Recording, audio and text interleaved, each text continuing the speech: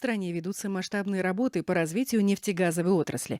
Особо следует отметить деятельность малазийской компании «Петронас Чаригали» по освоению нефтегазовых месторождений на договорной территории Топлум-1 в туркменском секторе Каспийского моря, осуществляемую на основе соглашения о разделе продукции, заключенного с государственным концерном «Туркменнебит».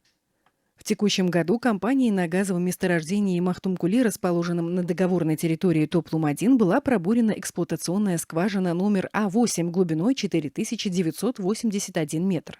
В результате подземных работ был получен промышленный приток газа объемом более 1 миллиона 300 тысяч кубических метров и около 130 тонн газового конденсата в сутки.